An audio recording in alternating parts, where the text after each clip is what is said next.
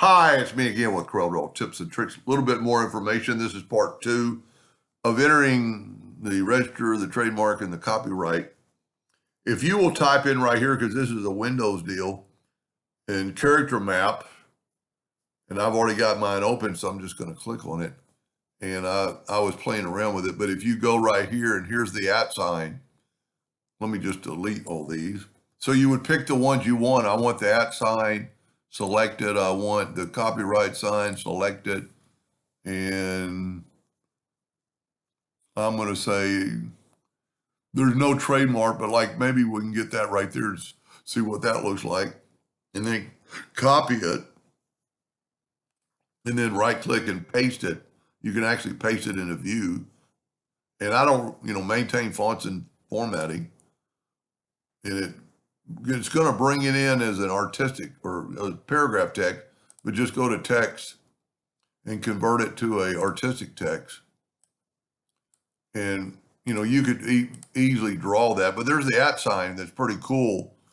And the copyright sign, I have yet to see the trademark, but this symbol and a lot of symbols like that, you can go up to object and break that apart. So you just get this symbol and you could play around that and make a design. Let's just left click, right click. Let's Control D and move it like that and actually weld them together. We can't weld it because it's the text. So I'm going to go to object and convert them to curve. And as soon as I do that, I welded it. And that's an okay graphic. Let's Control D and rotate it 90 degrees. Well, 90, not 9.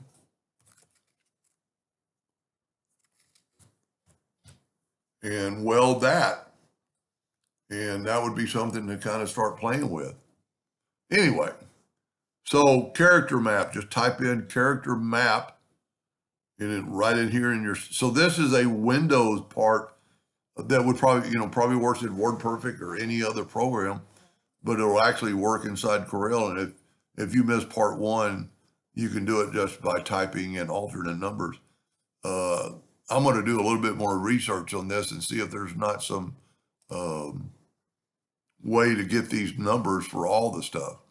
And maybe there's a trademark. And this is just inside of Arial.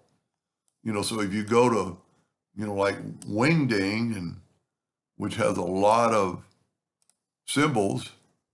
I mean, look at some of the, it's hard to really read them. I mean, I'm trying to figure out how I can make this bigger. But quite a few pretty cool symbols. And that's just one of Wingding. That's Wingding 3. There's Wingding 2. I mean, some of this, there's a clock. If you ever needed a really quick clock. And you can delete all those. I'm actually just going to do it like normal and then go to our text and convert it to an artistic text. And there you have a little clock. That's pretty easy that you could draw, but it's pretty neat. And it had different time. Anyway, so just kind of play around with that and see if you can't figure out how it could be useful. Hope that helped. Thank you for watching.